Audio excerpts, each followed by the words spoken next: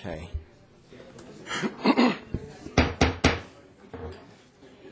Gonna re-adjourn the meeting. Madam Clerk, Reconvene. Councilmember Beard, reconvene. Councilmember Bowie, Yeah. Councilmember Fawn, Here. Mayor Pro Tem Jones, Here. Mayor Nguyen. Present. Okay, at this time, I'd like to ask Kingsley Okereke to lead us in the invocation. Okay, please prepare yourselves according to your faith. God of justice and mercy, we thank you for the gift of life and the opportunity to serve the people of our city. Help us to act with character and conviction. Help us to listen with understanding and goodwill. Help us to speak with charity and restraint. Give us a spirit of service. Grant us the prudent use of reason and compassion to ensure the success of this great city. And guide our elected and appointed officials to be the leaders the Garden Grove community needs. Amen. Right now, I'd like to ask everyone to please face the flag. Put your right hands over your heart. Ready? Begin. I pledge allegiance to the flag of the United States of America and to the republic for which it stands, one nation, under God, indivisible, with liberty and justice for all.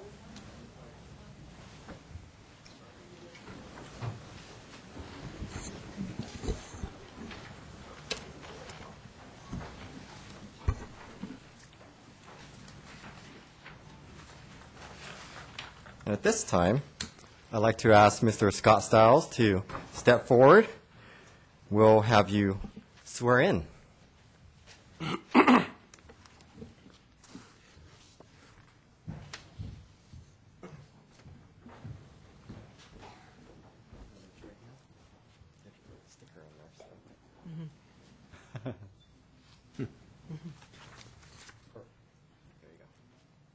So repeat after me.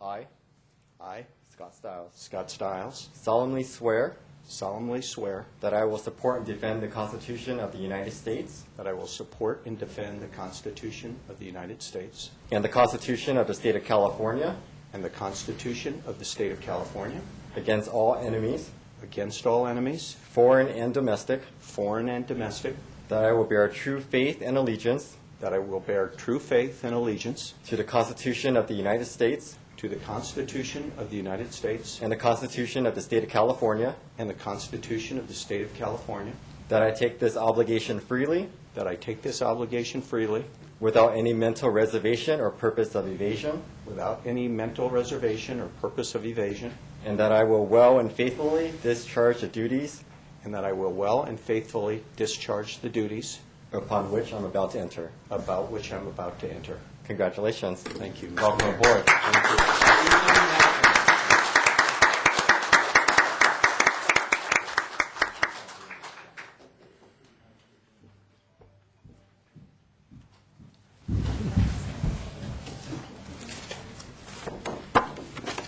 Well, that doesn't happen every day in Garden Grove. Welcome aboard. He's not only our new city manager, he's also our new neighbor moving to our city as well. So you'll be seeing him around at your local supermarket, at the parks with his two daughters. Mr. Stiles, would you like to say anything? Mr. Mayor and the members of City Council and to the public here today, all the people in the community, I just want to thank the Mayor and Council for appointing me to this position. I'm very honored and humbled to be a servant of the community, to serve the community. I'm very excited to be here, and I'm looking forward to being out and about in the community, and I would encourage anyone who would like me to come to speak to your group or to your business or your neighborhood association.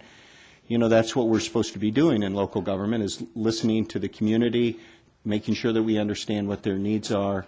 So again, please, if you'd like me to come to your community, call my office. I'd love to come and meet with folks and just, hear your thoughts about what are important to you. So Thank you very much. Everyone has been very warm and welcoming to me, and I'm very grateful to everyone. Thank you very much.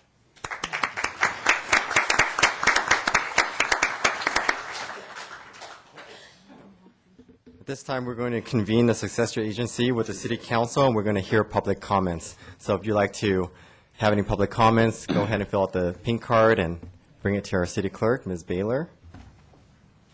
We'll begin with Bill Blackard. Thank you.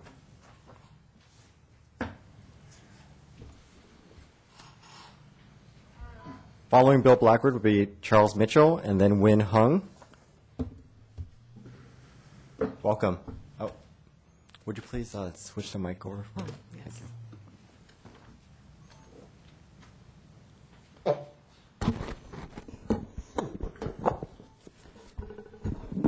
Good evening, gentlemen. My name is Bill Blackard, and I live here in Garden Grove. I have for 40-some-odd years. And I've been in a, you guys only give people about 5 minutes, so I thought I'd write it, or so that I can just read it. I live on 9th Street here in Garden Grove, and I want to bring up two important safety issues in our area. And I say this because we live within seeing distance of both areas. Like I said, having lived here for 40 years, we've seen many accidents happen at the corner of 9th Street and Garden Grove Boulevard. A lot of people traveling east on Garden Grove Boulevard turn left into 9th Street. They try to beat the westbound traffic, and they turn in front of them. And I've seen that personally happen.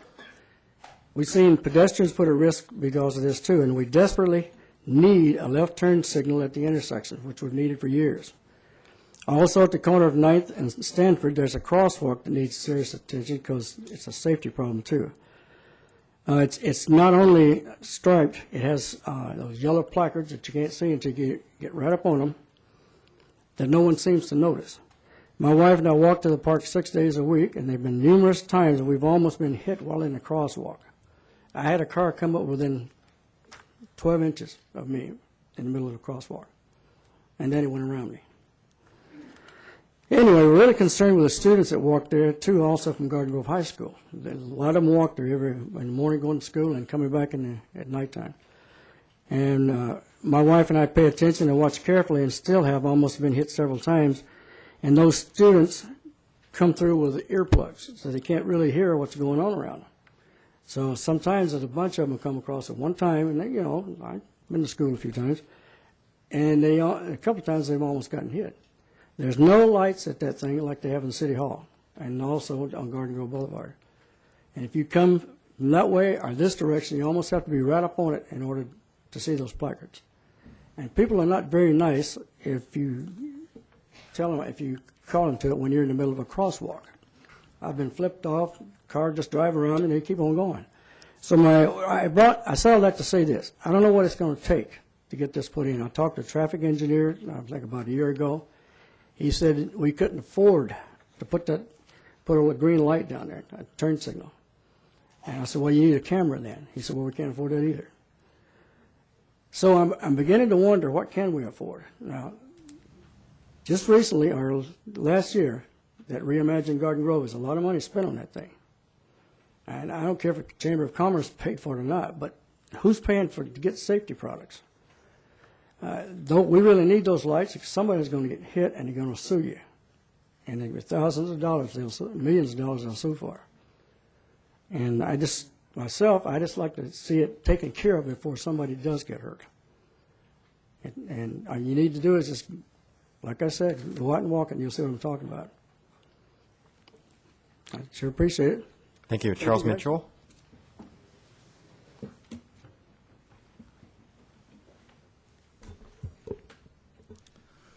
Good evening, Mr. Mayor, members of the council and staff. I know the protocol is for everyone to address their comments to the mayor, but with the mayor's permission, I'd like to address our new city manager. I want to welcome you to Garden Grove. Seems like we're gaining one and losing one with Sue Emery leaving, but I hope that'll be to our advantage. You came all the way from Cincinnati. Thanksgiving is coming up in a few months. I hope you're not planning on having any flying turkey giveaways. Now, it's interesting to look back at the history of some of our city managers. Just a moment.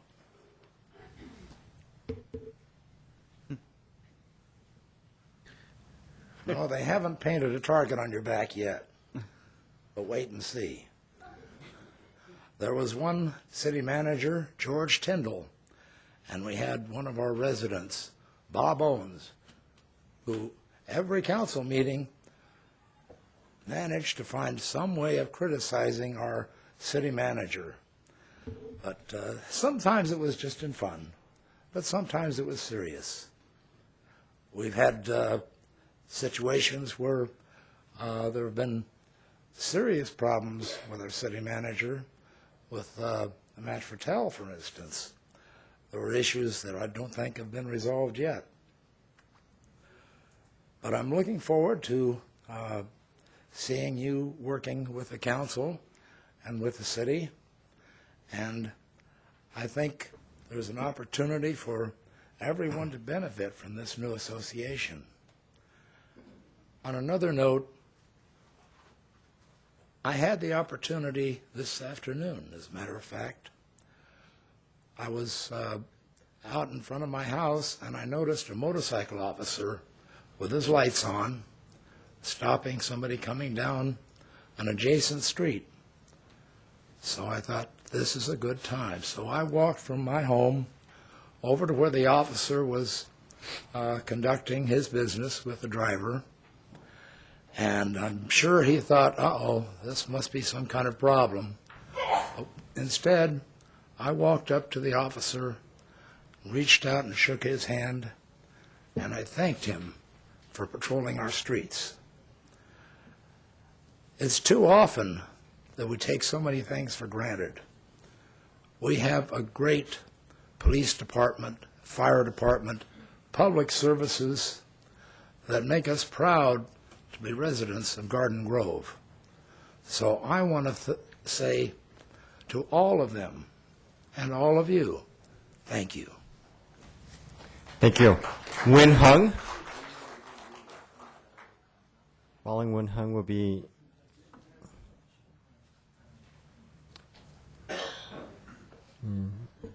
Genevieve. Congratulations. Thank you. Good evening, Mayor and council member. Well, I come back a second time. I make a complaint about Council Fat Boy activity. Ladies and gentlemen, I am writing this letter to request the council member of Garden Grove please take a serious consideration about Council Fat Boy. Question number one. Last time on June 9, 2015, I'm here to question about conflict between his opposition Garden Grove councilman and Vietnamese community leader. I repeat again, I never say it's illegal. I just asking him reconsider is a conflict of interest. I give you an example. My question is, what the hat you will wear when that situation? Today I make a point. Mr. Fatboy sent a public announcement to call a protest to the Sacramento City about the relationship between Sacramento City and Ho Chi Minh City. And the protest is scheduled on a Tuesday, July 14, 2015, which is the same day as council member regular meeting here in Garden Grove. And you decide to stay here. That's good point, because you supported to Garden Grove. But when you send a letter to request the people to go to protest, and you organize the protest, you pay for the bus to go to the Sacramento. And I don't question about the reason the protest. I just wonder, why did you put your long arm to the North California? Okay? We need you here in Garden Grove, not Sacramento. Let's work the perfect job to finish your term. I believe you will be out of next election. Remember, question number 2. Mr. Phat Bui was selected to be next president of the Vietnamese community, replacing Mr. Nhiêu Nghia Nguyen. As soon as you accept the position, you founded the license C3316208 from the Vietnamese Federation of the Southern California, Người Việt Quốc gia California, was suspended since 2013. And the debt about $18,000, and you cheat IRS and California Secretary of State by filing a new license C3793974. And the new name is Vietnamese, and you put in the new letter. Vietnamese American Federation of Southern California. You left out the other part. If anyone want to copy, you can go to look at the number I just reading now. My question, you remember, even you change the name, you change the new license to void a 2-year tax suspended by state of California. You still own the people because you still run same board of a director. You same member, only thing you change a new closing. Thank you very much. And before I finish, I asking all of you, please support resolution number 9315-15. I am immigrant 40 years ago from Vietnam. Thank you very much. Genocia Garcia? Or Genovea?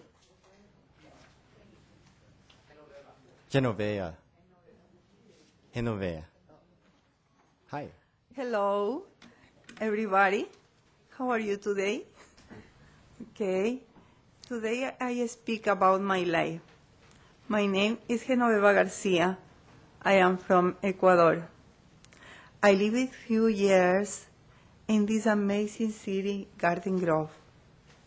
In this time, I was living in this beautiful city where I find peace, love, liberty, and divine happiness, because it's a great place where many people is immigrant. Now we need to work together for a better life in this precious city. Here, always support our City Council of Garden Grove in resolution immigration reform, DAPA and DACA. I ask the City Council members to truly support immigrants by passing a resolution for DAPA and DACA, and also as Congress to pass immigration reform. Thank you for your time, and I hope we can work together. Thank you so much. Thank you. Katie Brazier, and then Jacqueline Dan, and then Long Chung.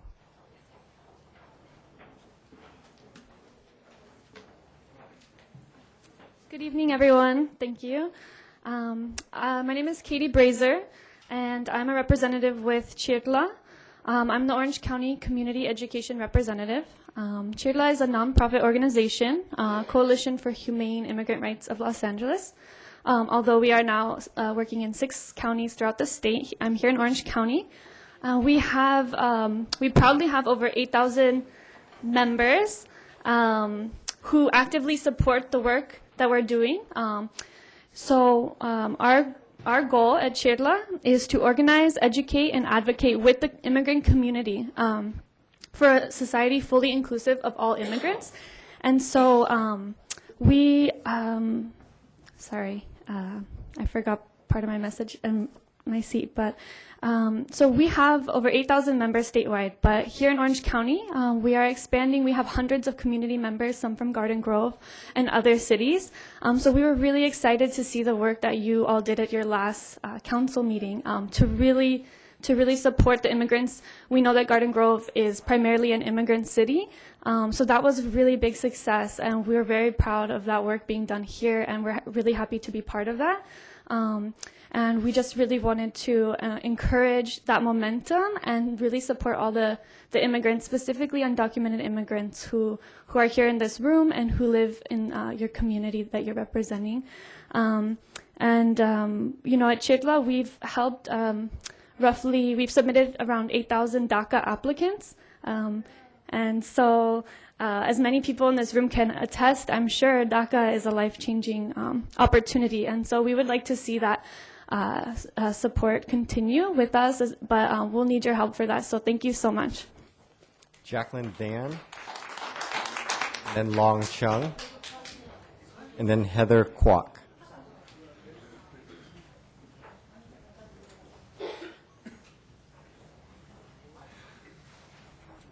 Good evening, City Council members. My name is Jacqueline Dan, and I am here today to voice my support for Resolution 18A, which urges Congress to pass comprehensive immigration reform.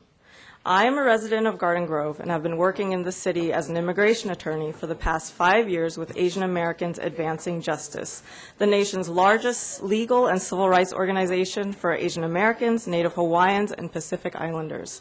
Advancing Justice serves more than 15,000 individuals and organizations every year, and I personally have helped nearly 300 immigrant clients in the time that I have been working in Garden Grove, and currently represent many long-term lawful permanent residents who are fighting deportation and unlawful prolonged immigration detention.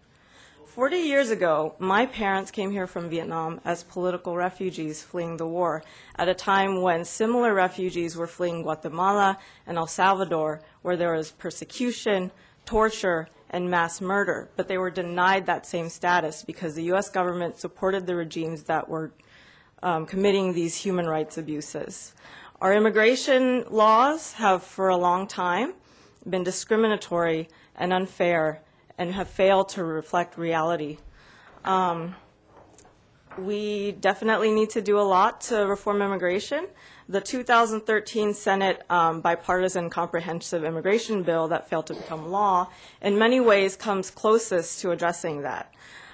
It planned to fix our system in 4 ways. First, immigration reform would streamline current legal pathways of immigration by cutting down backlogs to reuniting U.S. citizens with family members, allowing businesses to more easily bring over the most skilled and talented workers, providing visas to foreign entrepreneurs, and helping the most promising foreign graduate students stay in this country. As it stands, it can take up to 24 years for a U.S. citizen to immigrate a family member to the United States legally. With such a devastating weight, many of our residents who have not seen their loved ones for years may never be reunited with them. For example, I met an elderly Vietnamese woman in Garden Grove, a naturalized U.S. citizen, who was forced to flee Vietnam by boat, leaving her son behind. When he fell ill in Vietnam and missed his interview for fast-track immigration as a survivor of torture in the re-education camps there, a form of relief that is no longer available, his mother was forced to proceed with a standard immigrant relative petition. With an 11-year wait due to the backlog, it is likely that she will die before this visa is approved, and that she will never see him again. As a city council that has shown so much care for human rights in Vietnam, one of the best ways to fight for survivors of human rights abuses is supporting federal legislation that allows them to be reunited with loved ones that they left behind when forced to flee their homeland. Second, comprehensive immigration reform, as it stands proposed, would actually strengthen, not weaken, enforcement at our borders. It would also go after businesses who knowingly hire undocumented workers. Fourth and lastly, comprehensive immigration reform would provide a pathway to earn citizenship in which undocumented immigrants already contributing to our economy must pass a criminal background check and pay a penalty in order to get a path towards legalization. Immigrants, both documented and undocumented, are an integral part of the Garden Grove community. Pro-immigrant policies will help our community and city thrive by giving their lives stability and allowing them to contribute legally to the growth of our economy. There are about 274,000 undocumented Orange County residents, 14% of whom are of Asian descent. 1 in 6 children in Orange County have at least one undocumented parent. Undocumented immigrants make up 9% of our county's workforce, and not all are Latino. 200,000 undocumented people in the U.S. are Vietnamese. Without these immigrants, our economy and our community would collapse. Realistically, they are here to stay, and we need common sense policies that address our broken immigration system. Many localities have passed resolutions that have supported programs such as the President's executive actions because they know that these programs make sense and have a positive impact on their constituents and community. Resolution 18A's language is also grounded in economic facts. If all 1.5 million immigrants in California who are eligible for executive action actually apply and receive authorization to work legally in the state, it would increase the nation's GDP by $75.8 billion. Moreover, we should be afraid of how communities deteriorate when undocumented immigrants are forced to live in the shadows. I once helped a woman from Garden Grove who immigrated legally with her husband and their 2 children, but when he divorced her, she lost the immigration status that she had obtained as a derivative beneficiary of his visa. When he obtained custody of their children and decided that they would live in the U.S. permanently, she was forced to make an impossible choice: leave her children behind in the U.S. or stay with them here but lose her legal status. This is how she became undocumented. When she remarried, her new husband brutally and publicly beat her, even throwing her down the stairs in front of a group of children at their apartment complex. Please wrap up. She was too afraid to speak to the police, believing that law enforcement would not protect an undocumented immigrant against a citizen spouse. He was later arrested for seriously injuring another person, but that would not have happened if she felt that she would be able to trust this city and the police to protect her. Resolutions like 18A go a long way towards making that change and making our community safer, not just for immigrants, but for all of us. For all these reasons, I urge the council members to stand by their vote in favor of Resolution 18A. Do not back down from doing the right thing. Long Kyung, and then Heather Kwok, and then Luis Vega. My name is Long Chung. Thank you for your leadership serving Garden Grove community. I have worked for Where You Live Garden Grove as refugee director of resettlement and immigration representative. I came to the United States as a refugee from Vietnam in 1989.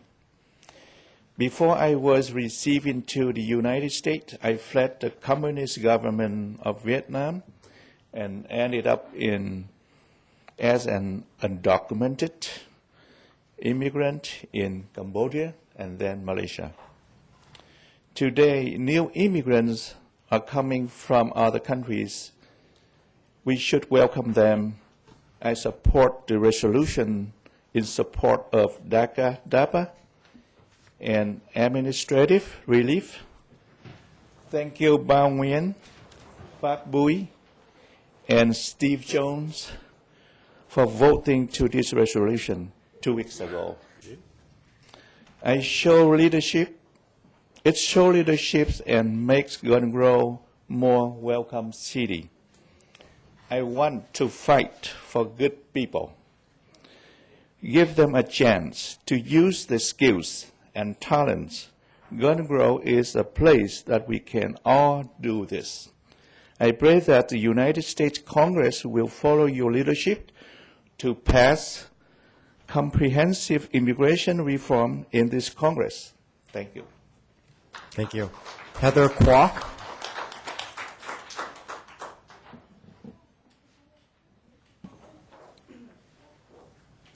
Hello. Hi, my name is Heather Kwok, and I'm here both as a Garden Grove resident for nearly 30 years now and as an employee of Road Relief Garden Grove. I am an accredited representative recognized by the Board of Immigration Appeals. I provide immigration legal services to a variety of ethnic groups here in Garden Grove.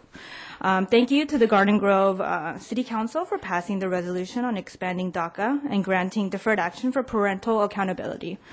We need your support in a resolution like this because our President and Congress has failed to pass comprehensive immigration reform. My note is sweet, in short. That's about it. But I have an additional thing because I am a resident of Garden Grove. I ask kindly that the city of Garden Grove make a decision on the abandoned development on Garden Grove and Berkhurst behind where I work at World Relief. It is an eyesore that negatively represents my city. And before I came here, my mother literally said it is killing Garden Grove, that eyesore. So please make a decision, either bring it down or make a development there because it is not representing Garden Grove very well. Okay, thank you. Thank you. Luis Vega, and then following Luis Vega, Jose Hernandez, and then Mariana Rivera. Hello, everyone. Thank you for giving me the opportunity to share what I believe and what I think. First of all, I'm in full support for DACA and RAPA as well for immigration reform. 2 weeks ago, you passed a resolution, and I hope that you continue working together to support immigrants. This is not about Latinos, not just about Latinos, it's about Asians, Pacific Islanders, Middle Eastern.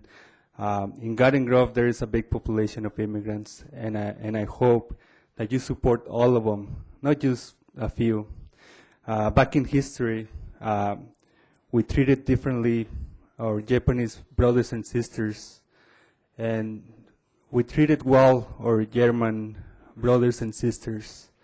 I hope that this doesn't happen again. It's just how history repeats itself in different ways, but similar. Today we talk about immigrants in a negative connotation just because we live a law is good, but it's not morally good. So if you have moral values, then support immigrants because that's a human right. I have a human right to live here. I came undocumented along with my family. I didn't have a decision whether I came documented or undocumented. Unfortunately, that was my pathway to come to the United States. And I don't believe I'm a criminal. I don't have a criminal record behind me. So I'm a work immigrant. I work hard like many others. In the fields, they pick the fruits, the vegetables, the fruits that you eat every day, but you still treat them differently. So all I'm asking is to work together to pass a resolution, to continue having the sentiment towards immigrant rights. Mr. Chris Fan, you in a sense, you wanted to support the resolution, but at the same time not. I don't understand what's the reasoning behind, but I hope that if you really support the immigrants, you do it and work together with Mayor Bao, Mr. Bui, to support this resolution. Mr. Bui, you came as an immigrant. You also have an accent like me. I hope that you are with us, that you are with me. Okay, I work with many immigrants. I help them with their naturalization process out of court. My office is out of court. I bring business to Garden Grove. I eat in Garden Grove. I pay taxes. So come on, let's just work together in passing a resolution and keeping this resolution. Right? Thank you. Thank you. Jose Hernandez.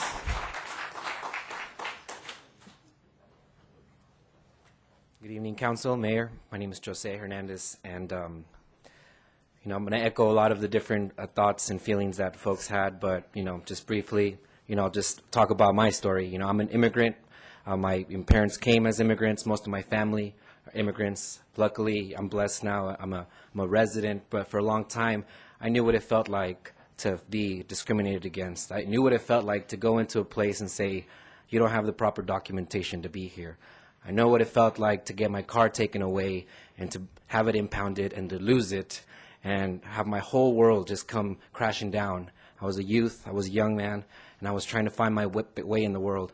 And it was until I was able to have the DREAM Act and AB 540 and all these different things that was able to help people like myself, simply folks that wanted to come here for a better life. And it's the American dream, it's the immigrant dream, right, for all of us to be here. And I remember how lowly I felt. I felt less than human. I felt like a second-class citizen, and it was really psychologically impactful on me. And I knew that it was like that for a lot of my family members and friends. My mother, I remember her being scared every time we'd go on the road because she was afraid that somebody would pull over. She couldn't get documentation, get her car taken away, and I seen it happen, where families were just taken out of their cars and left to go walking back home because they didn't have the proper documentation. We've come a long way in California from passing driver licenses for undocumented folks to being able to push for DACA and DAPA, and I hope that Garden Grove can be on the right side of history in this moment to be able to support this resolution, to be able to support this.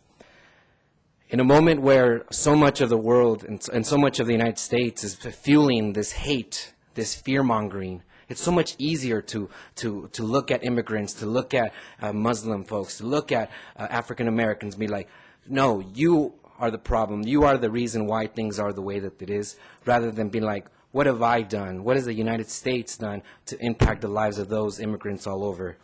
Always folks that are anti-immigrant are quick to say, we're a nation of laws, we're a nation of laws. Well, what about the nations that had democratically elected leaders that were then toppled by regimes, toppled by this government? What about all these different situations where Trans-Pacific Partnerships and NAFTA and all these things where they pretty much destroyed and decimated unions and workers and livelihoods? I was part of that wave. My family was part of that wave. When NAFTA passed, it destroyed agricultural jobs. Why? Because all of the grain that was GMO produced was getting flooded into Mexico. Mexico workers could not compete with the subsidized agriculture, the grain that's coming from here. So guess what? For the first time in the history of Mexico, it could not feed itself. It was dependent on the United States. Things like that are not talked about and that we must remember. So in a moment where Donald Trump is surging in the polls and all these things are happening, we must remember. And I hope that all of you will look into your hearts, find that compassion. And I love what the convocation that the gentleman here said, because we must come with compassion. And I always ask, what would Jesus do? Who would Jesus deport? Would Jesus ask, do you have proper documentation? Okay, then I can heal you. Okay, then I can give you food. Okay, then I can give you housing. No, he didn't say that. And that was not what he came to do. And if all you folks that are here in this room and claim to be people of faith aren't really understanding the true message of Christ, then you're not really understanding what it is to be a follower of him. And I urge and really just, personally from a place where I care about my community, I care about my family members, and I care about doing the right thing, I hope that this, which is just a symbolic resolution, can be supported and that it goes through and that, we stand behind this community that's right here and all the folks that are here to speak. Thank you. Mariana Rivera, and then April Lars.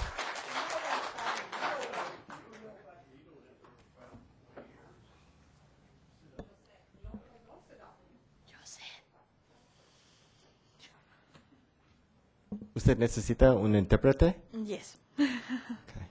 Are you going to interpret for her? Okay. Hola, buenas tardes, miembros del Consejo. Good evening, council members. Dios me los bendiga a todos. God bless all of you. Mi nombre es Mariana Rivera. My name is Mariana Rivera. Tengo 12 años viviendo en Anaheim. 12 years living in Anaheim. Soy voluntaria en la organización OCOR, que ayuda a hacerse personas ciudadanas. A volunteer organization, Accord, that helps folks become citizens. Soy inmigrante hace 12 años aquí en Estados Unidos. I've been an immigrant here in the United States for 12 years.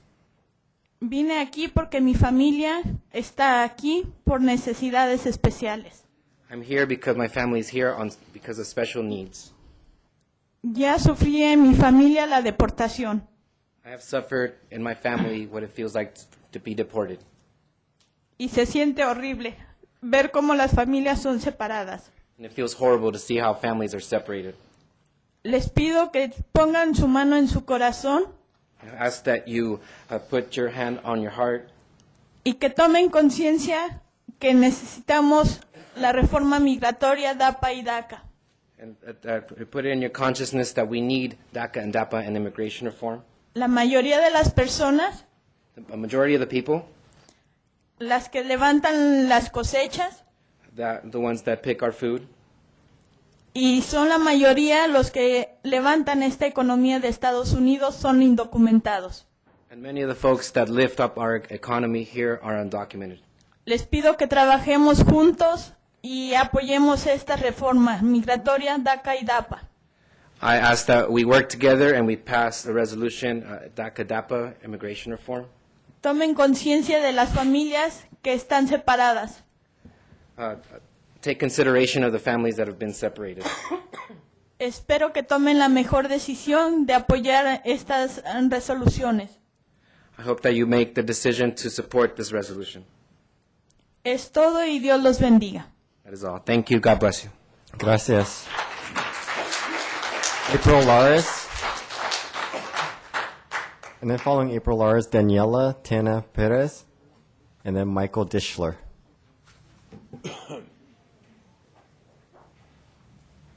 Good evening, Mayor Nguyen and the city council members. Sorry. My name is April Lares, and I'm a Santa Ana resident.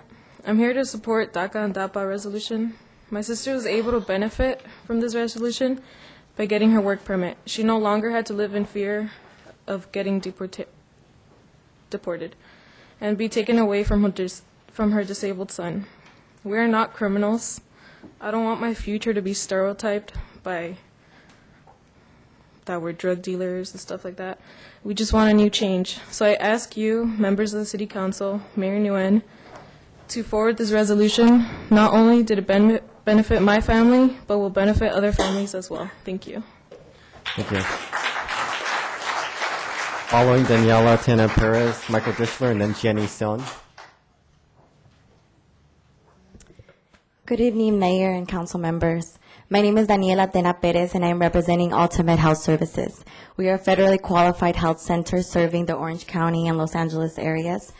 Our Garden Grove clinic alone serves 14,000 of your constituents, including many of our API and Latino community members. Ultimate Health Services is a strong supporter of the President's executive action on immigration because we know it will benefit our community members in so many ways, including increasing access to health care. So I'm here today on behalf of Ultimate to ask you to support the DACA DAPA resolution in order to better the lives of so many of our community members and many of your constituents. Thank you. Thank you. Michael Dishler. Good evening, council members. I'm here to support rescinding 9315-15. I don't think that we should be involved in federal immigration policy at all. And to listen to all these stories about how we abandon our children and come to America, and then you try to lay the guilt on the American people that we should feel sorry for you. You abandon your children and your families, and then you come into this country illegally. We have immigration laws that are not being enforced, and this country is being hijacked by all kinds of illegal immigrants, not just from Mexico, all over the world, and we just can't have that. We can't survive as a country with a bunch of people coming in and supporting illegal immigration. I support legal immigration. I think the country is built on legal immigration, and what's happening here is wrong. I don't think that we should be involved in federal immigration policies at all, because you can't have a city favoring illegal immigration and then expect the people that have been here. I've lived here for 41 years, and I'm tired of seeing illegal people, all right? They are illegal. That is the word, illegal immigrants, not immigrants. They are illegal. When you're a citizen and you are made a citizen, then you become a legal immigrant. So this this wording of American people are separating our families, you're separating yourself. That is not us. You knew it when you came here, and I'm not going to accept responsibility for it. The second thing I want to talk about is coyotes. I just want to let people know, if you live at Magnolia and Lamson, or if you live at Lamson and Dale, this area is where I live, and we have coyotes, and people don't know it, and I tell them, and they think it's a joke. They killed my cat. They killed neighbors' animals. I want people to be aware that if you live behind Stater Brothers, you're living with coyotes. And then I see that we have a lake here, and it used to be a few ducks, and now it's got this huge overpopulation of ducks and chickens. This is food for the coyote. I don't see anybody going out there and taking these chickens and the ducks and putting them in a cage at night to protect them from the coyotes, but yet these people want us to bring our dogs and cats in and not let them out. So I don't, I'm not going to speculate why there's this population of ducks out there, but there's too many. There's too many. Thank you.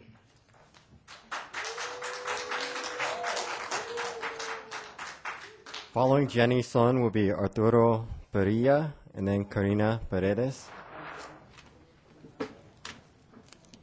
Good evening. Thank you, council members, staff, and Mayor Nguyen for this opportunity to speak. My name is Jenny Sun from the Korean Resource Center. During the last council meeting, this council voted and passed the resolution in support of expanded DACA and DAPA. We heard Mayor Nguyen's personal story and also heard from Council Member Fat Bui and also Chris Phan. In response to the resolution, there were voices of opposition, but by and large, the community members in Garden Grove applauded and approved of Garden Grove's support for immigrant youth and families. As you can see, we have so many community members supporting this resolution. Of course, there are voices of opposition, but look at this room. We filled it. We filled it with supporters. And so I'm here today with a room full of brothers and sisters, a room and with 12 Korean American senior leaders who've been organizing in the community, calling voters and speaking to people one-on-one. Poll after poll, voters support DACA and DAPA and immigration reform. Now, the reason for this support is because there's nothing more American than keeping families together and the opportunity to dream for a better future. Again, Garden Grove is a city where 39% is Latino and 38% is Asian Pacific Islanders. In such a diverse city, DACA and DAPA is a relevant issue, and it is the task of the city to support measures that benefits its residents. DACA changes lives, and it gives undocumented youth a chance to pursue their goals and to give back to their communities. DACA will protect families from being torn apart. On behalf of thousands of undocumented youth and families, please take this opportunity to make a mark on history. Take this chance to stand on the right side of history. Thank you for your time. Arturo Perilla.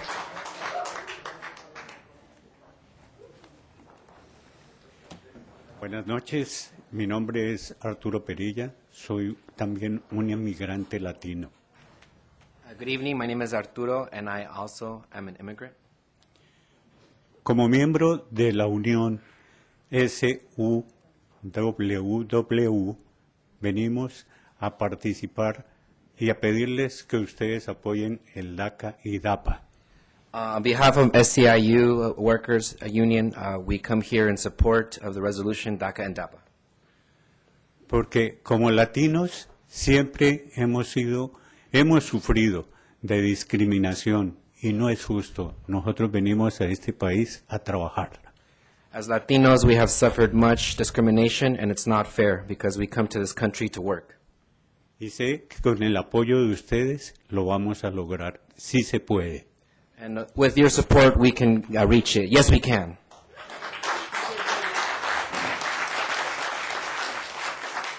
Karina Paredes. And then Andres Rivera. Hello, everyone. Good evening, City Council, City staff, Mr. Mayor, general public. My name is Karina Paredes, and I'm with CLU, Clergy and Lady United for Economic Justice, whose office is in Garden Grove. As a faith-based, nonprofit, economic justice organization, we believe that everybody is made in God's image.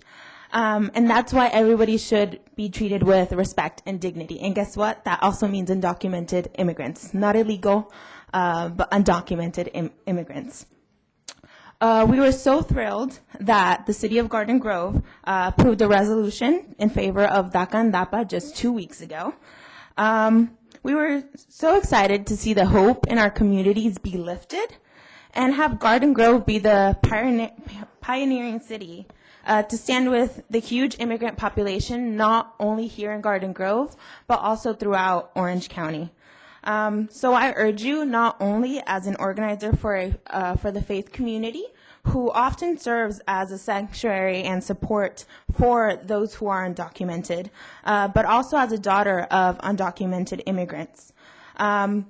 And just referring to what was said before, this is a non-binding resolution, and I know many think that local government should not meddle in federal business. But let me tell you that it's a lot easier for our communities to come here and voice it to city council than going to DC or anything like that. So who better than local government that's seeing people right here in the communities to kind of send a statement of support for these issues. So again, I urge you to not rescind your vote on this resolution, and let's keep Garden Grove as the pioneering city, and for it to let it set the landscape for all of Orange County. Thank you. Thank you. Andres Rivera, and then Maricela Perez.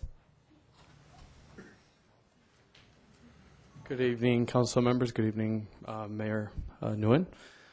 As an immigrant and longtime resident of Garden Grove, I am very disappointed to hear that council member Bowie and Beard are reciting their vote in urging Congress to do something on an immigration bill that would definitely benefit a lot of our immigrants in Garden Grove. I asked myself, are these two council members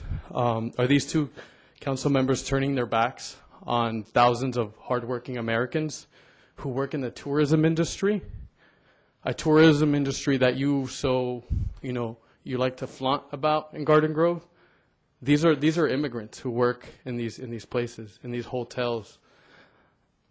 Are they turning a blind eye to the needs of immigrants, of the 45% of foreign-born folks in Garden Grove? What about the families? Are they for the separation of families? Where is your integrity and commitment to this diverse community? I read something on the City Council webpage, City Council member or fan, and it said that you are all about one of your goals is to bring community and diversity together.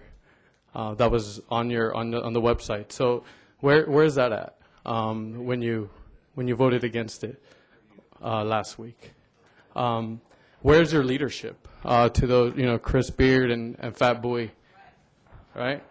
So I urge you to take leadership in drafting Mr. Jones, Mr. Fan, Chris Beard, Mr. Bowie. Take leadership in working together with Mayor Nguyen in drafting something. This is something symbolic. Yes, it's not, you can't make federal laws on immigration. That's not your job. But this is symbolic, and it's important to have this be something that is said of the city of Garden Grove, that it's safe to be here, to live here. I know what it's like to live in fear. So this is important, and it's going to be important for thousands of families and youth. The youth, they are the future, right? So do not buy into this Donald Trump rhetoric and xenophobia, and leave all politics aside. Thank you. Maricela Perez, and then Ada Briceño, and then Walter Munitin. Good evening. My name is Maricela Perez. I work at the Hyatt Garden Grove. I've been there for 10 years. Right now we are fighting to have a better workplace with more benefits and dignity. I have helped make this hotel and this city be great, and today I demand that the city I work for and the place I work for give me dignity to make me better too. I'm in front today to demand that you do the right thing for thousands of people in the city. Do not take your support away from this resolution. Continue to support DACA and DAPA. The immigrants are the backbone of the tourism industry. Thank you.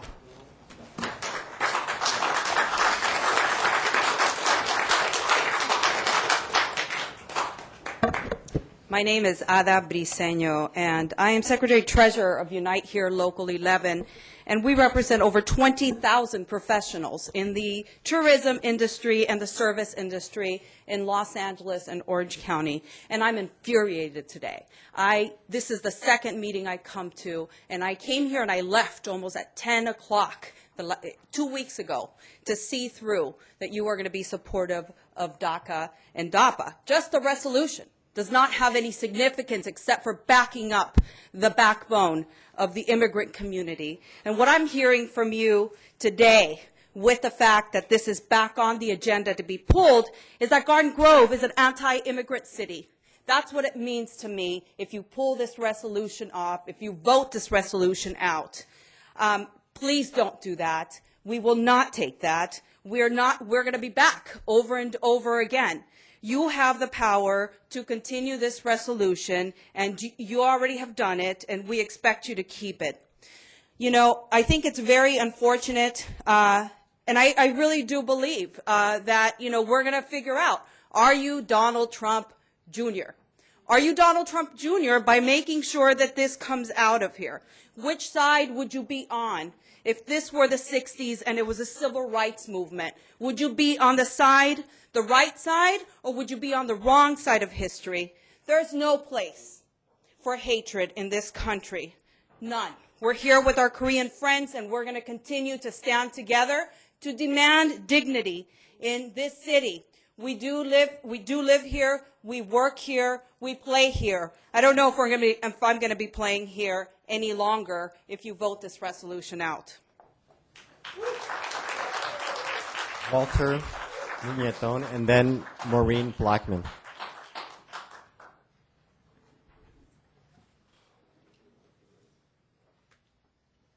Good evening, Mayor, council members, staff, and members of our audience. My name is Walter Muñetón. I'm a Neighborhood Improvement Commissioner with the City of Garden Grove, a 24-year resident of Garden Grove, and a product of our local schools. I can say that I'm heavily invested in our community. I am here this evening to talk about item 7A on tonight's agenda. I was very happy to hear that the City Council approved a letter to Congress in support of President Obama's immigration solutions in regards to DACA and DAPA, but now there is a possibility that the previous council vote could be rescinded. My parents came to this country as undocumented immigrants, came to work hard, raise a family. They benefited by a law that was led by President Ronald Reagan, which lifted more than 2.7 million Americans out of the shadows and into the U.S. workforce. For the first time, millions of undocumented immigrants could apply for a job, open a bank account, start building credit, and even own a home. You can see that elected officials from both sides, from the left and on the right, have supported efforts like DACA and DAPA. We are not talking about sanctuary cities or other things that have been thrown to you. We are talking about an issue that affects many families from our own diverse community. Let's skip the politics. I urge you to do what is right for our community. Garden Grove was recently referred to as the city of compassion. Let's stick true to that. I urge you, the council, to not rescind their vote tonight. Thank you. Thank you, Maureen Blackman.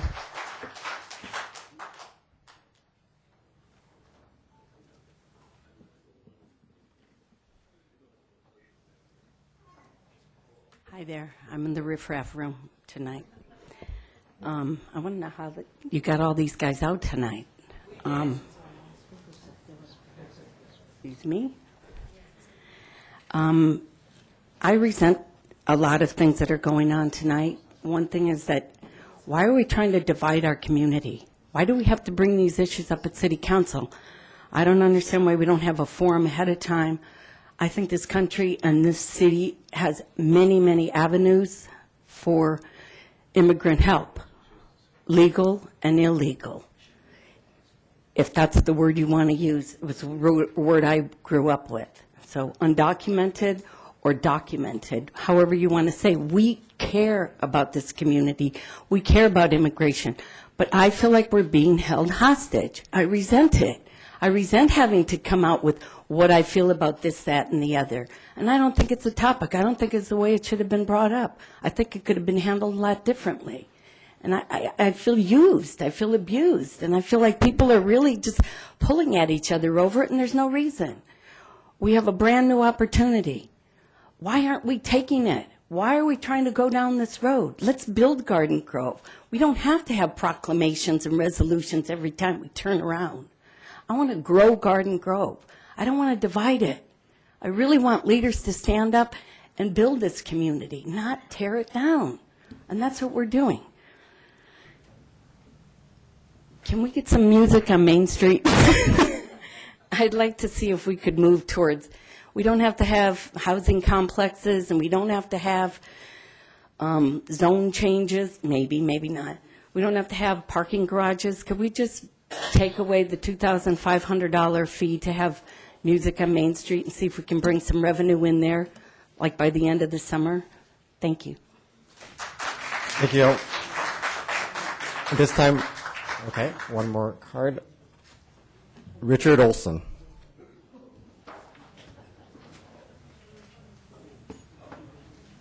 Good evening. I have been a resident of Garden Grove since July 24th, 1961. I'm a past member of the Orange County Sanitation District, elected. I'm a past member of the Board of Trustees for the Coast Community College District, which I served for almost 17 years.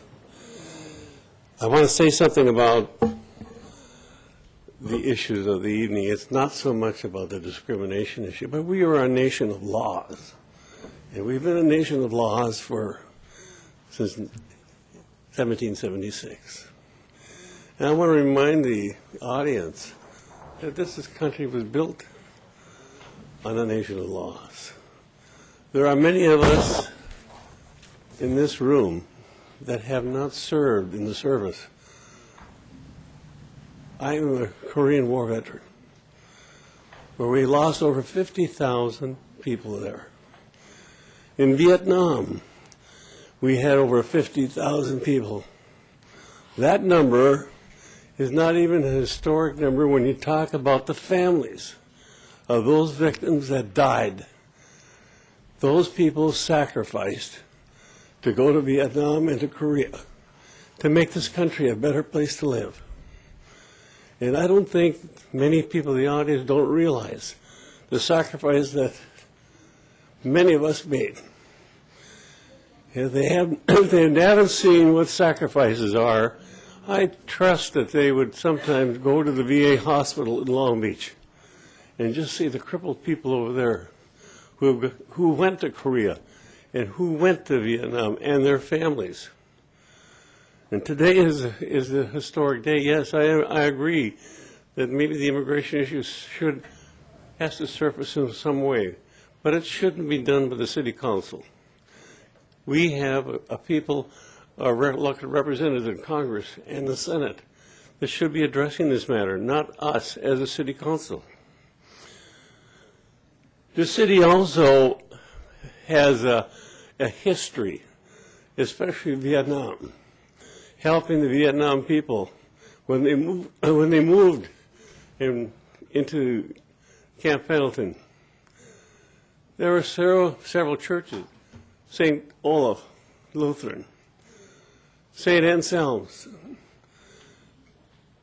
that sacrificed many of their people to help the Vietnamese community settle. In addition to that, being a member of the Coast Board of Trustees, we established a learning program through the Police Academy to assist these people to understand the customs of the United States and to be able to be better citizens. Those issues of immigration at that time had nothing to do with what we're doing here tonight. I just wanted to ask the City Council to re-examine the purpose of this resolution as you're thinking about it. It's very important that those of us who sacrificed, got injured, lost their lives, not so much us, but their families that are survivors. And I thank you for your time.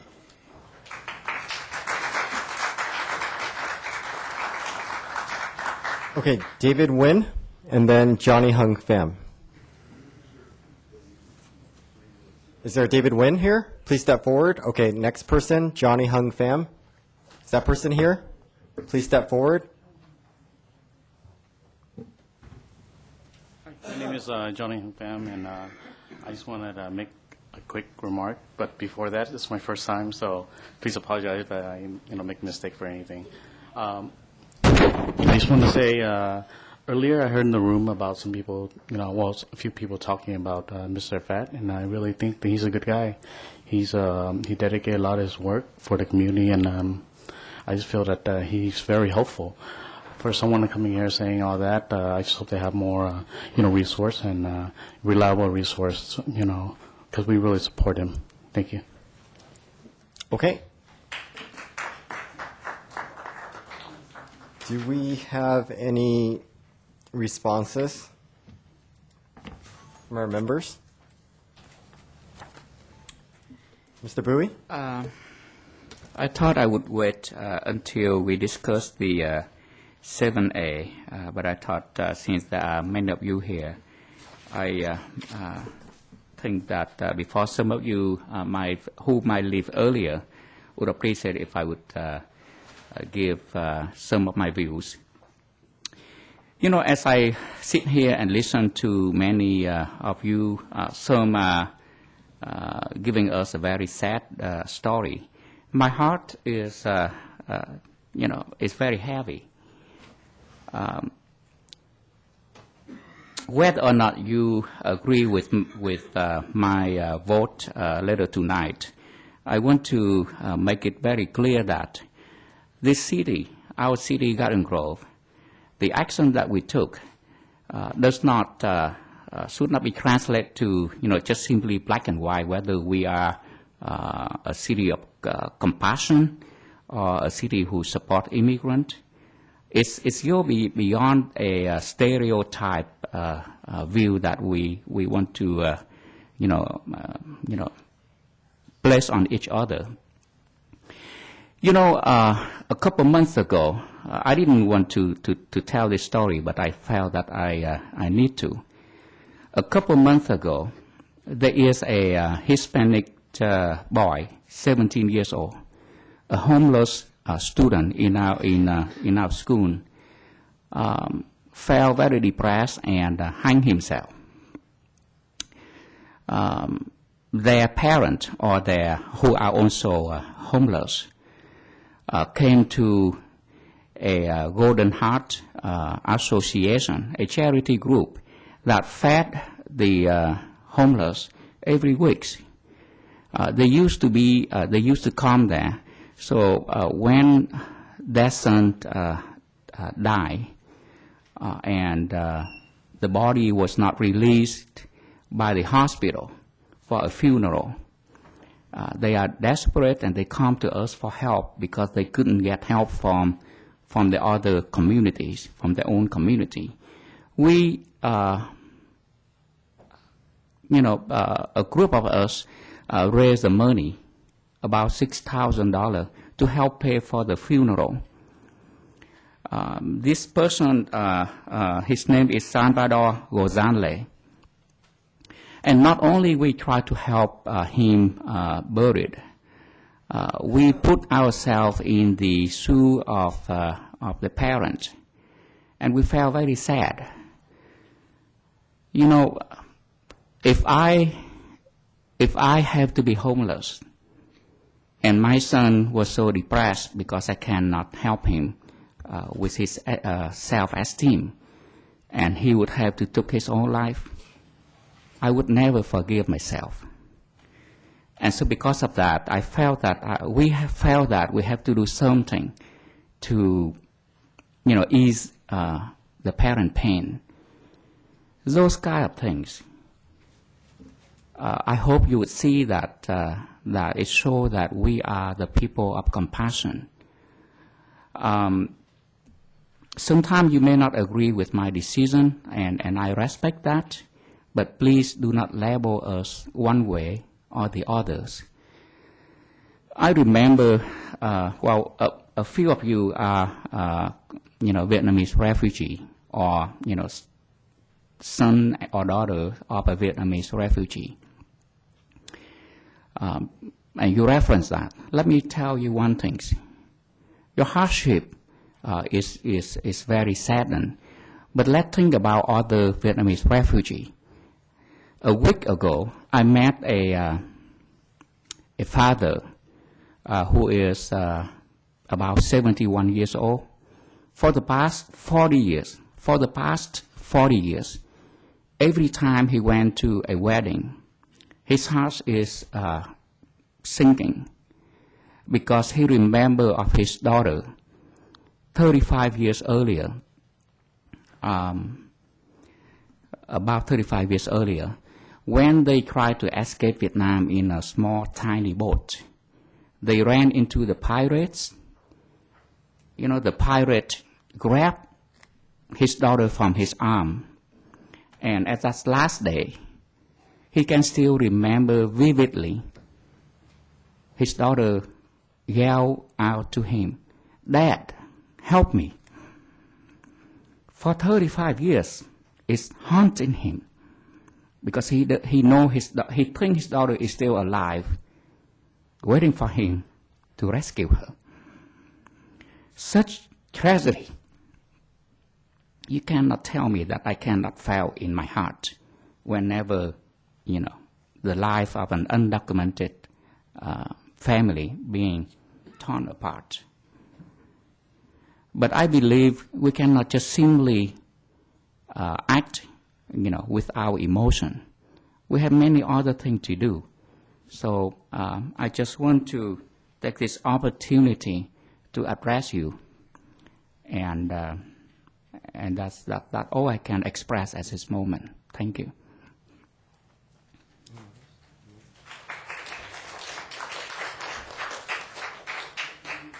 Thank you everybody for coming. This is a very sensitive issue. This is an issue that does affect our city, does affect our community. This is an issue where our city has already set precedent in terms of informing our federal representatives on how we are affected and impacted by federal policies. This city has already taken stands on human rights. This is an issue of human rights. This is an issue of the inconceivable sacrifice the immigrants make on the way to this land. The reality is, what about us? The reality is, we all have immigrant roots. That is the history of this country. The sacrifices made are inconceivable. It is true. The reality is, what does it take for somebody to leave everything behind? Everything familiar, sights, sounds, families, food, culture, religion, everything. Why would someone do that? I ask myself every day, why would my mother do that while she was 8 months pregnant?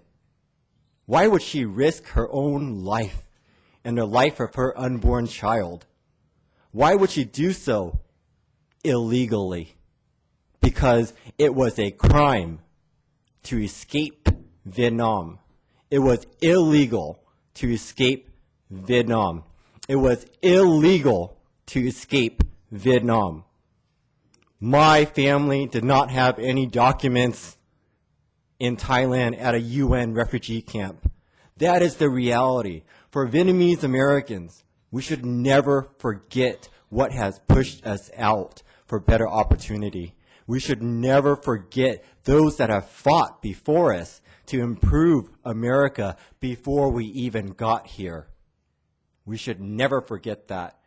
And it is inconceivable to even imagine, as an American today, to leave everything behind and go into the unknown and be surrounded by only horizons and to be hijacked by pirates, just like the Guatemalans that have escaped Central America through Mexico being hijacked by pirates on the buses to the border here. We had to pay coyotes to escape Vietnam. We slept at the marketplace on the way out, hiding from the police. It was illegal to escape Vietnam. We had documents and gold on us because that was the international currency. Luckily, thank God, my mother petitioned my patron saint when I was inside the womb, San Martin de Porres, the patron of social justice and the patron of poverty. And that is why I'm here, and thank God I'm here. And I will never forget why we're here. I am urging my fellow council members to hear the voices of your own residents, but not only that, but to remember how we got here. This resolution is non-binding, but this resolution does send a clear message on how immigration policies and the lack of action on immigration reform in our United States Congress has impacted our community. DACA and DAPA clearly helps our community. In fact, organizations are already helping. Jacqueline Dan from Asian Americans Advancing Justice, who works here in this city as an immigration attorney, has helped 300 immigrants. She says that there's a 24-year wait on backlogs, separating families. My two sisters were separated from us due to the commotion of leaving and escaping illegally from Vietnam. Does that make us illegal? No. It does not make us illegal. It is a human right to be alive. It is a God-given right to be alive.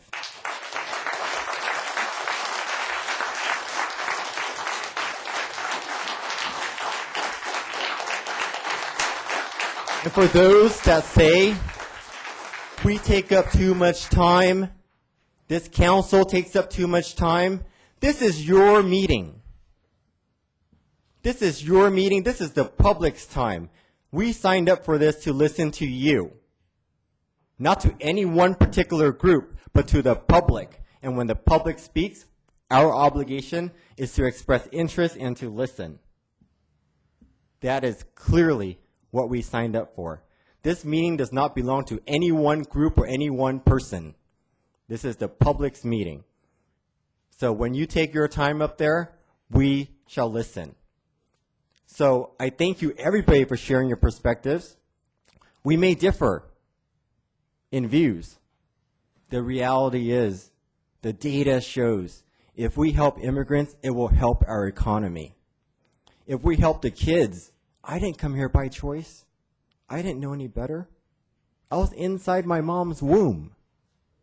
I came to this country when I was 3 months old. But I can tell you, I'll never forget the sacrifices made by my parents. And I'll never forget the sacrifices made by U.S. veterans. I'll never forget the sacrifices made by South Vietnamese veterans. I'll never forget the sacrifices made by the people who laid their lives down in this country for all the civil rights movements as well. We come here, we are where we are because of many causes and conditions that have led us to this point. We are not going to turn back. We are going to move forward. We're going to move forward, and we're going to acknowledge and give people the dignity and respect that they deserve. It is a God-given right. So I urge you to please do not rescind the action. We compromised. The issue that you had, Councilmember Bowie, was that you didn't want those 3 actions that would allow me as mayor to be engaged in the community, to have brainstorm sessions, to... Mr. Mayor, I need Excuse to me, stop sir. you. No, you don't. We are not Sir, yet talking about sir, that item. Sir, so please. Sir, excuse me. I am responding. So there are 3 sections here that you did not want in and we took out, okay? So we already did that. And the issue was that we didn't want to say, we want to tell other cities this. That's fine. I accepted that. I listened, and you voted for it. I don't know what the excuse is. Right now, we don't have Councilmember Beard here. We're here. We need to be present. We do our job. If you're under pressure by other groups, that is not leadership. That is not leadership. If you voted for something, then stand with it.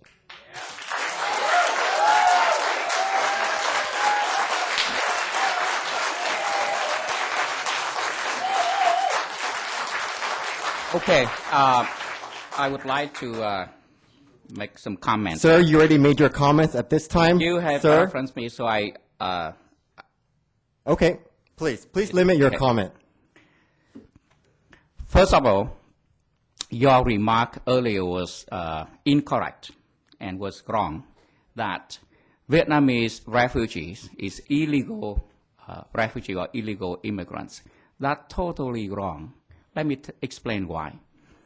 Yes, they escaped Vietnam illegally from the point of view of the Vietnamese Communist government, but they are not viewed by the U.S. government as illegal immigrants. In fact, they are legal immigrants, thanks to the policy of the United States of America. I was on a tiny little boat escaping Vietnam with my family in the vast ocean. When we escape, we have no idea where our destiny will be. Maybe we will make it across to Philippines.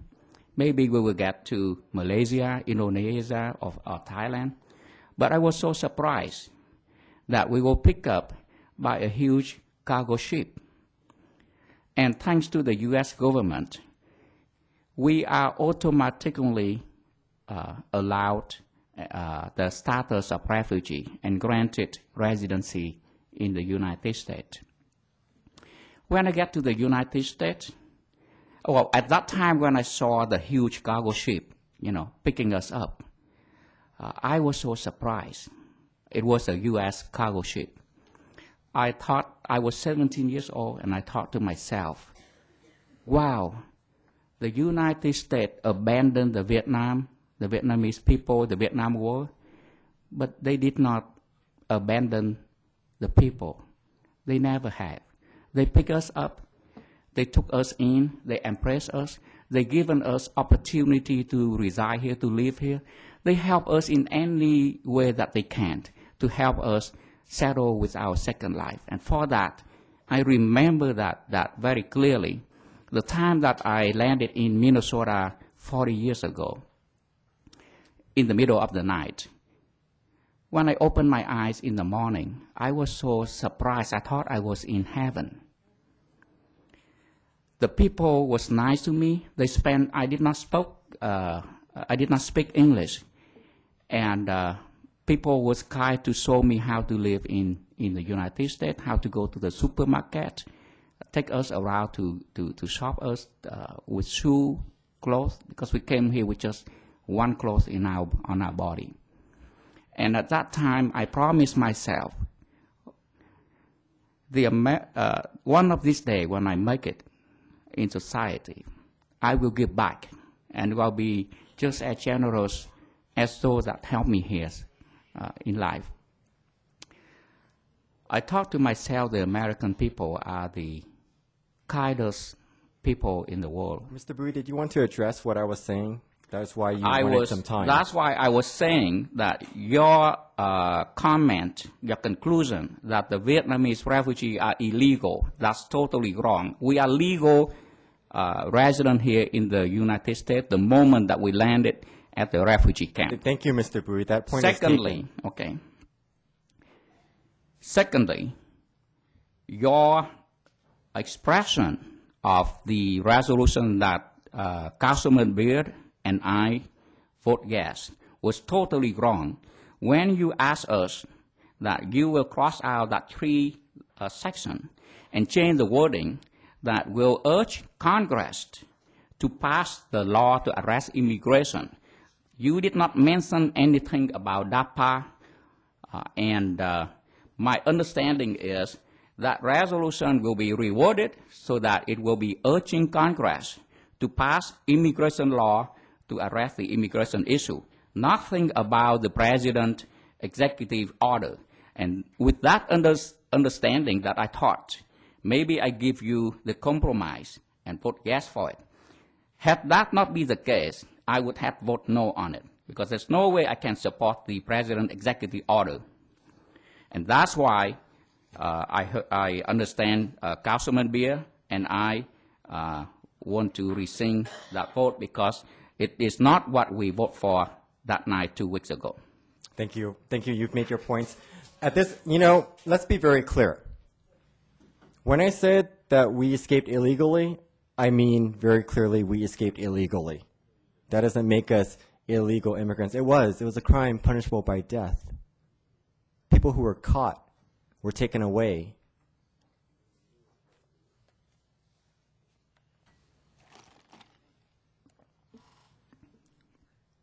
Can't imagine what people have gone through to risk their lives.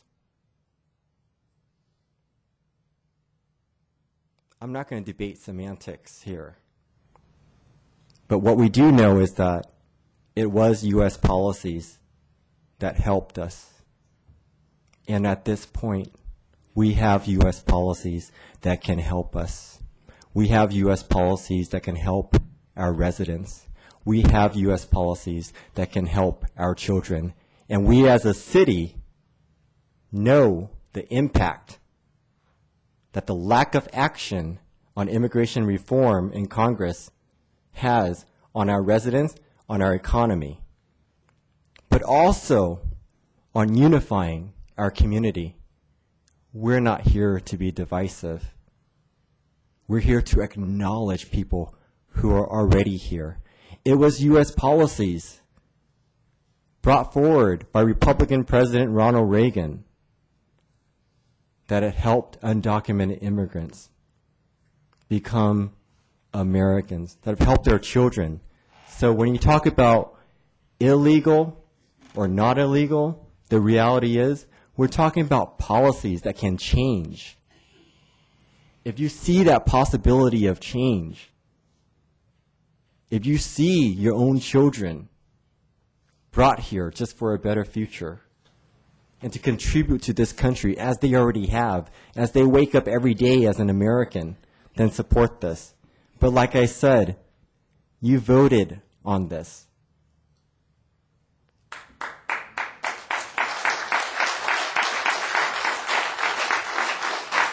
We're going to recess the City Council to conduct our successor agency business. I'm going to hand it over to the successor agency chair, Mr. Jones. Thank you, Madam Clerk. Would you like to call roll? Yes. Member Bowie? Here. Member Nguyen? Yes. Member Fawn? Here. Vice Chair Beard? Chair Jones? Here. We already did oral communications in conjunction with City Council.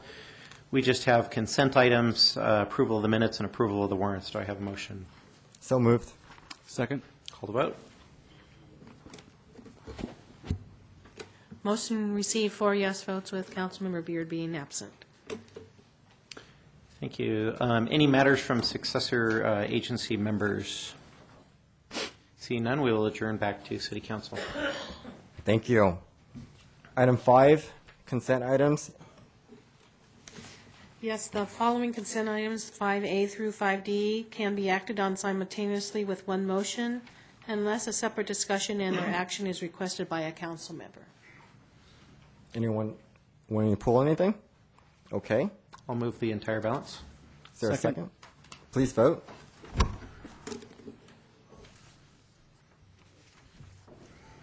Councilmember Jones? Motion received 4 yes votes with Councilmember Beard being absent. Okay, item 6, please. Item 6 is the introduction and first reading of an ordinance amending Title 18 of the Garden Grove Municipal Code regarding rooftop solar energy systems. And Alana Chang is here to give that report. Thank you, Kathy. Good evening, Mr. Mayor and council members. Last September, the governor signed Assembly Bill 2188 for solar energy permits, which states that it is policy of the state to promote and encourage the use of solar energy systems and to limit obstacles in their use. Therefore, local jurisdictions must adopt an ordinance that creates an expedited, streamlined permitting process for small residential rooftop energy systems.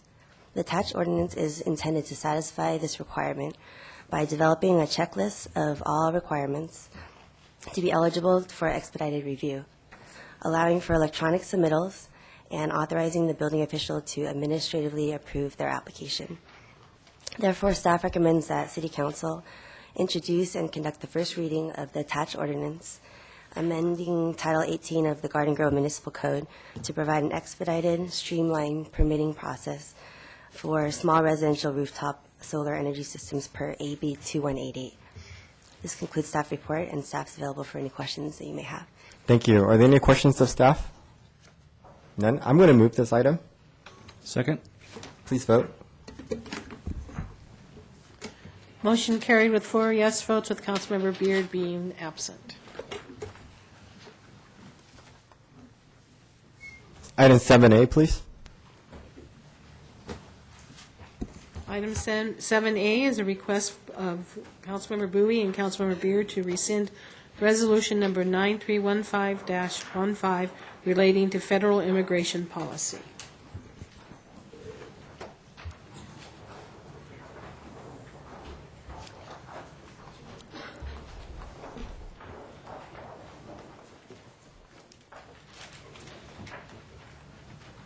I know Mr. Beard isn't here, and he also requested to rescind this item, and unfortunately, he won't have the opportunity to, or he didn't have the opportunity, rather, to hear all the testimonies, the powerful testimonies that we heard today from the community, and the people doing the work in the community, and the people helping the community, assisting folks and helping them with their applications, et cetera. But we have this item on the agenda, and we can take action on it. It's being requested by Member Bowie. Would you like to speak on it? Yes. When I received the resolution prior to this meeting, it is not. When I received this resolution last week, and I read it, and yeah, I'm talking about the one that has been modified. It is not what I voted for when I cast my vote 2 weeks ago. At the very last minute, when you agree to compromise and change and remove the 3 sections, just a little bit before that, you mentioned that you will change the resolution language to say that it will be urging Congress to pass federal legislative reform to fix broken immigration system. That's it. So when I heard that, I thought, okay, we will not signing the resolution that's supporting President Obama executive order, because I am not believe in an executive order that would bypass the nation law. We have Congress to pass law, and I do not support the executive order in general. And so that's why I felt that, okay, if that is the case, I might be agree to the compromise, and that's why I vote yes. We had only 5-6 seconds to vote after you make that change.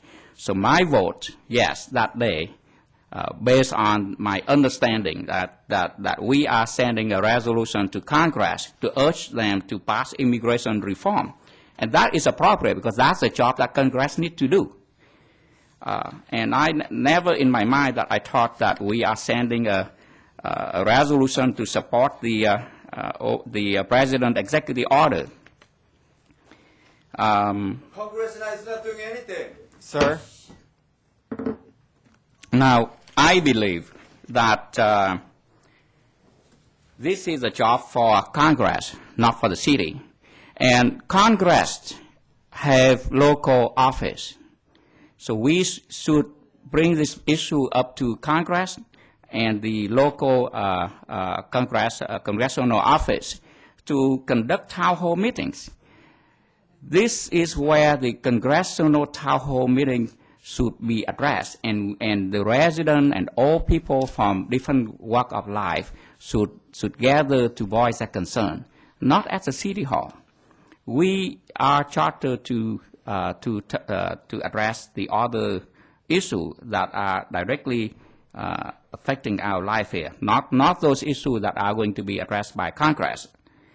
And so that's why, Councilman Beer and I would like to rescind the resolution, because it is not what we voted for 2 weeks ago.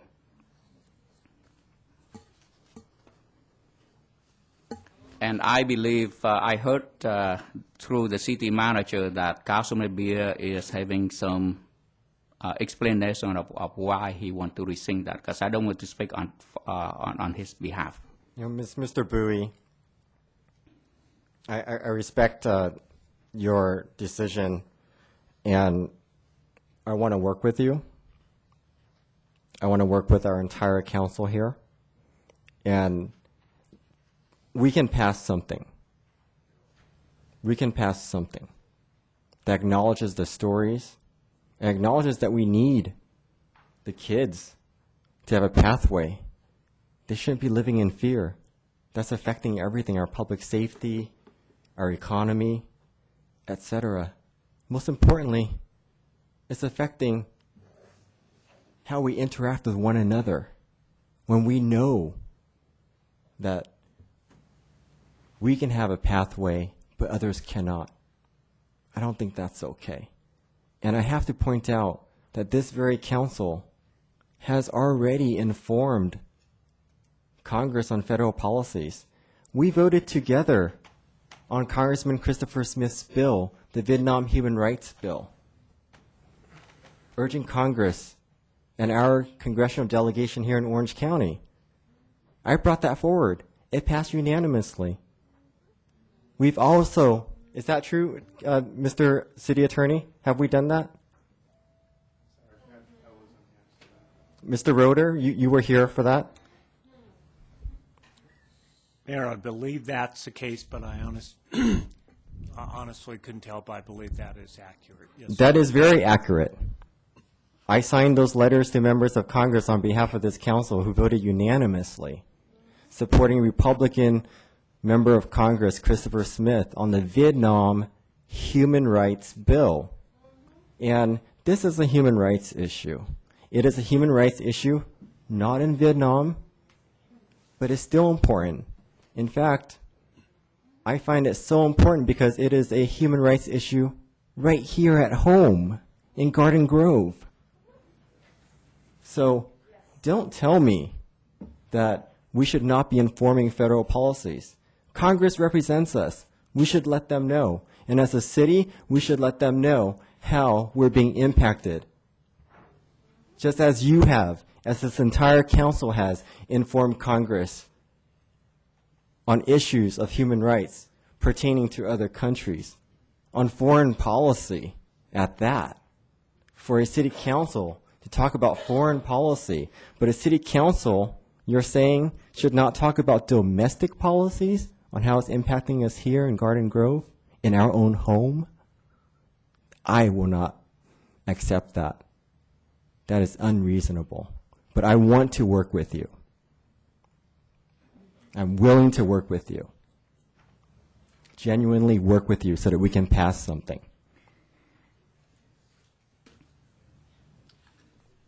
So I know there's been some miscommunication here, possibly from the drafting of this or at the speed of which we went about the amendments. So, Chris Van?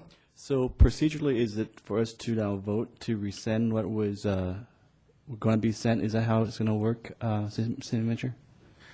Yeah, the item on the agenda is for rescission, and it's due to the City Council's rules of procedure.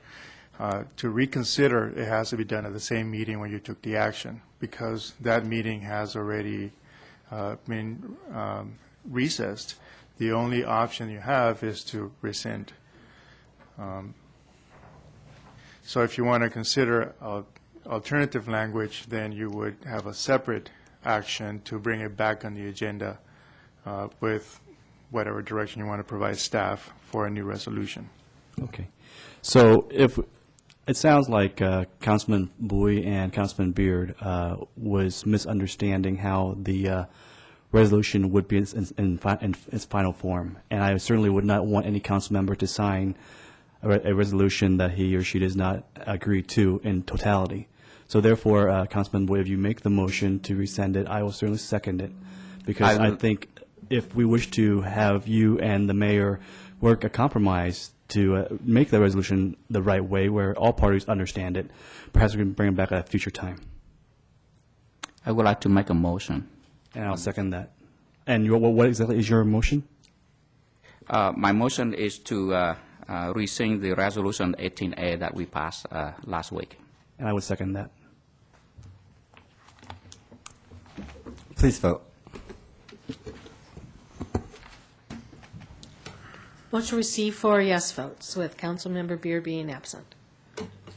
I voted yes to rescind this with you. I want to respect your decision to rescind it. I don't necessarily agree with the reasoning, but I hope that with my accord with your motion, Mr. Bui, that we'll work together to pass a resolution acknowledging we don't have to recognize the president, but the reality is these programs help our kids here in Garden Grove. The kids that you talked about, you have a compassionate heart. You have a heart of charity. But what's beyond charity are the policies that impact many, many more people.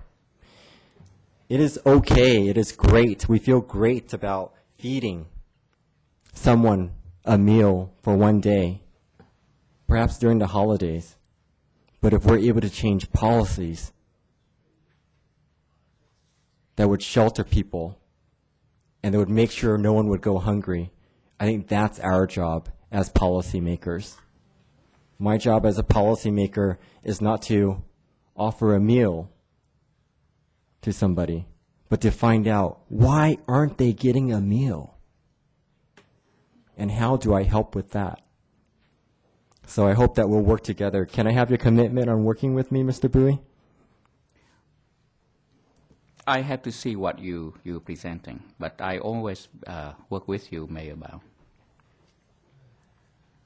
Thank you. We're at the end of our meeting, and we have some closed session items. Mr. City Attorney? Yes, Mayor, an item 8.8 was already discussed at a special meeting earlier today, so we will not be meeting on 8.8. That meeting has already occurred, and the rest of the items don't need additional explanation, so we may go into closed session for those items as listed on the agenda. Okay. Mr. Mayor, I have a couple matters that I would like to put on the agenda for.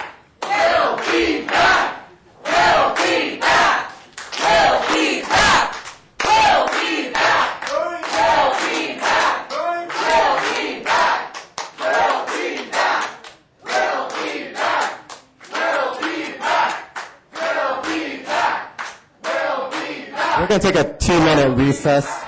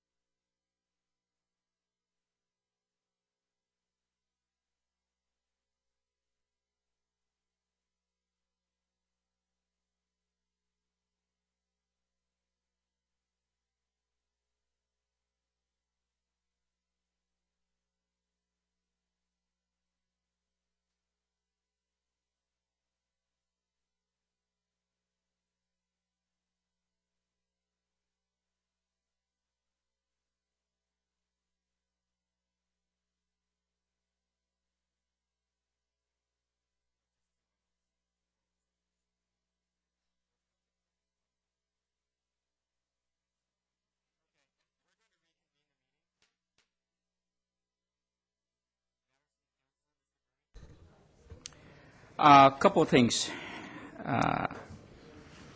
The first one is I felt that we probably, I would like to put on the agenda for next meeting to discuss about the procedure for bringing up a resolution. I believe that we have so many resolutions left and right being introduced without prior input from the council, and I think it would be prudent to before we introduce any resolution, use staff time to work on it. That perhaps we need to bring that at the council meeting before, and get one council member to support that before we direct the staff to spend time and energy working on the resolution. Doing so also benefit the public, that they would get plenty of times, at least 2 weeks, to think about the item that the resolution would address. Also, it warrant that before the staff work on the resolution, at least we have one council member would support that. So I would like to to put that on the agenda for the next meeting to discuss about the protocol to submit resolution for council consideration. Obviously, if there are certain time when we have an emergency, then perhaps there will be a remedy to accommodate that. So I would like to add that into the agenda, and I do not want to, I would like to give the council a lot of time, so that's why I want to add this into the city as a city matter. The second issue that I would like to bring forward is the issue that we discussed in closed session between the the mayor running into with one of the police officer on duty. Now, I do not know, the details of the discussion that evening, but what I have been briefed on give me a huge concern that the mayor called a on-duty officer at 1:30 in the morning to discuss an issue. I do not understand I know that generally what the conversation is about, but even though I do not know have not heard the tapes and do not know in detail what the conversation is about, it is a grave concern to me that the city with lack of officer on duty, that the mayor would call him over. Now, I have to be concerned because what happens if there are some other crime in the city, and because one officer is being pulled away, we don't have enough police to patrol the city and keep our city safe. Secondly, I want to make sure that we, the city council member, have to uphold a very high ethics, a very high conduct, that we do not abuse our privilege and summon the police to a place to discuss issues that are not of emergency. Secondly, it is saddened for me to find out that it took more than a month, or maybe close to a month, for someone to request that information. I thought we are a city of transparent, and so I would like to put on the agenda for next council meeting to talk about the procedural for transparency. What do we consider as public records, and what do we not consider as public record? so that, information can flow quickly and timely. That's the two items that I would like to put on the agenda for next week. For me, I'd like to ask, a few weeks back, we had the Boy Scout who came in and talked about the parking permit, and we received a letter from his mother recently about that. So just perhaps a briefing by staff about the feasibility of having permit parking where the parking issues are in extremis, meaning that not all over the city, but where we have to implement it. Because it sounds like around this area, around the mobile home area here, and in particular, and I'll talk offline where it's at, that there's a need for some sort of monitoring, because apparently the people who live on these streets can't even park based on the overflow of the nearby mobile home parks. So I'd like to get more of a report on that issue. Thank you. Regarding Councilmember Bowie's first point, I would agree with that, but I would like to augment kind of your request. So it's not specifically just about resolutions specifically, but rather that we schedule having a public discussion about how items are agendized in general. What discretion ought council members to have in terms of being able to allocate staff time and city resources to pursuing various issues. What litmus test is in place to determine whether proposed agenda items are relevant to the business of the city. And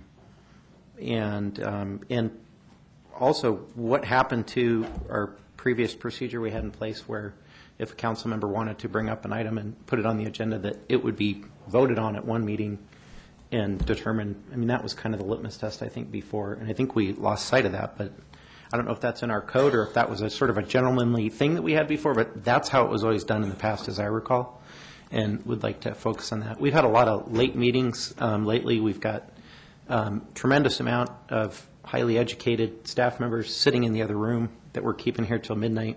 And what I've noticed in recent meetings is we're talking about a lot of things that don't directly pertain to keeping the streets paved, keeping the parks well groomed, keeping the lights on. I may have a narrow view of what the role of the city is supposed to do, but for me, I'd like to kind of draw our attention and try and refocus on conducting the business of the city and sort of leaving politics aside, staying out of regional and federal issues. So by regional issues, do you also mean SCAG and county? Do you want to specify? Because we are already a part of some regional bodies, and also we directly relate to the federal government with very specific funding. For example, our housing funds are federal dollars, and also our community development block grant funds are also federal dollars. So do you want to explain the scope of that? Yeah, so I would like to agendize a discussion about all that. Let's have a discussion about what's relevant and what's not. I think that would be a good discussion to agendize and to solicit public input on. Okay. At this point, we're going to go into closed session. Mr. Mayor. Yeah.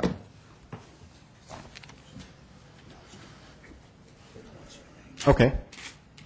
Our next meeting, okay, this is very important. Our next meeting is on Tuesday, August 25th, and it will not be here.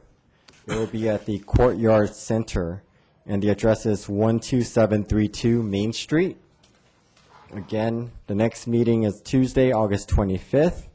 It will be posted online and also at City Hall. The meeting is not going to be here at the Community Meeting Center. It will be at the Courtyard Center at 12732 Main Street. And we are going to recess into closed session for the items listed.